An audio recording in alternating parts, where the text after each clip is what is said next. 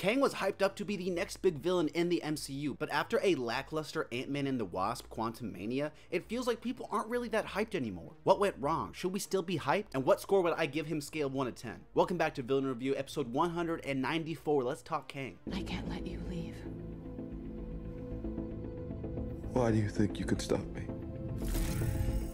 Kang the Conqueror, you guessed it, dude loves to conquer. In this movie in particular though, his goal is to escape the quantum realm so that he can do some of that good old conquering he loves so much. In the multiverse, there are more Kang variants than reasons to be interested in modern Marvel, and the Kang of today's video is kinda the main one. He's the dude that is gonna have a movie named after him. Really, every other Kang is just a variant of him, if you get what I'm saying. A lot of the other Kangs are more peaceful and gracious, exchanging technology and wisdom to better help each other and the universes they live in. Our Kang though is like that kid that runs around kicking over everyone's Legos because he says, why help other universes when I can conquer them? That sounds fun. So from there, the Council of Kangs doesn't like that. They banish him to the quantum realm where he's trapped for all of eternity. Or until Ant-Man's daughter gets bored, I guess. The motive of the character is fine, but I'm gonna cut him some slack since he is an overarching character and the plan's probably to learn more about him as time goes on. For this movie though, it totally makes sense and I kind of like how simple it is. He's a guy stuck somewhere and he wants to escape. Our character is not really sure if he's trustworthy or not. It's a nice change of pace from Thanos, who always had one strong central goal. Kang has an overarching plan too, but in this movie they simplify it to make it more manageable and contained for the story. When you throw in some of that lore from He Who Remains, it gets even more fascinating, and one of my favorite things about the character being that mystery behind him and all of his variants. Is he the worst one? Is he completely lying? What the heck's going on? I don't know, but it's pretty good stuff.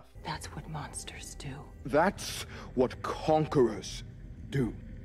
They burn the broken. Kang is a man of many variants and personalities, and one thing I like about this character is how different he is from that version we saw in Loki. Personality wise, he's a cool character because I like that manipulative side to him where our characters don't really know what to think of him for a while. He's a jerk, but also might have a point to what he's saying. After this movie, I still feel like there's a lot of this guy we don't really know about, and it makes seeing him in future installments a lot more exciting. I'll get into it a little later, but for the most part, I like how intimidating Kang is in this movie too. He's supposed to be this next level Thanos type villain in the MCU, and for most of the movie he is. He bullies Ant-Man around, not a Dick Modoc, and he also has this gravitas to him I think is really cool. He's calm and collected most of the time, but also spirals into anger and kind of loses control of himself as he does the situation. It's also kind of a nice touch that he doesn't really have any powers. He's just smart and has all this technology he developed to make him pretty much as strong as someone with powers. It's a nice touch I enjoy. The performance is good, and in general I like how he hide certain parts of this character throughout the movie. Some of those early scenes with Janet when he's pretending or exaggerating are great.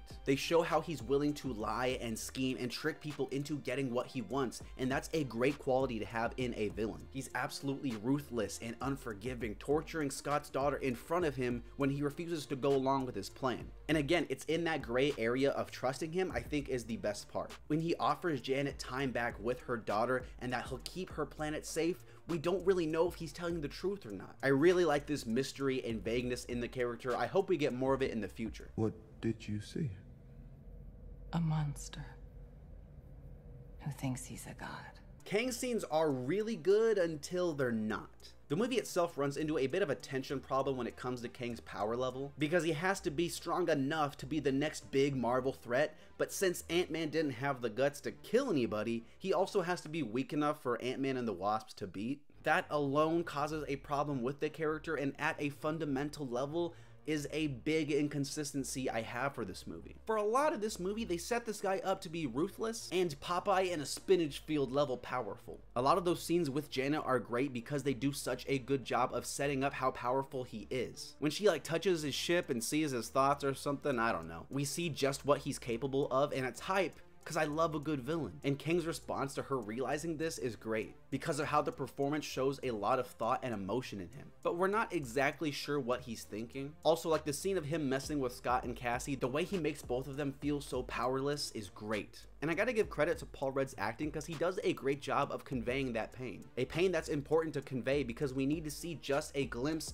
of the emotion Kang is capable of invoking. An emotion he sees and understands but doesn't care at all, not an ounce of regret or remorse for the suffering he's causing to others. For me though, this is kind of the place Kang's good scenes kind of stop because the rest of the movie he's just kind of getting sauced up. The fact that our next big Marvel villain gets beat up by some ants, come on, man, that's lame. I like Ant-Man's line at the end where they're fighting and he says, "I don't have to win, we just both have to lose." That's awesome. Great idea. A wonderful way to keep Kang intimidating while also giving Ant-Man his moment and ending this movie on a positive note. You gotta do that, right? It's for the kids sometimes. But nope, the movie says that's lame. Let's have Ant-Man win. We'll just throw in a line at the end where he says, maybe Kang's still out there. The problem is though, whenever Kang comes back, in the back of my head, I'm just gonna be like, okay, no big deal, go get the ants. They'll take care of it. Such a bummer that this movie ends like this in my opinion. I would have loved for Kang to actually have some impact. Let him kill Scott, or at bare minimum Hank or Janet. Janet staying back or something to keep Kang contained, sacrificing herself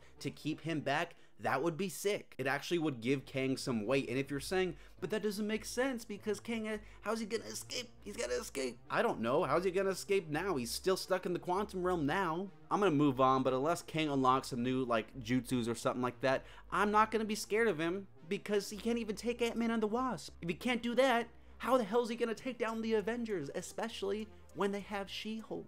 If you want to stop what's coming, and trust me, you do.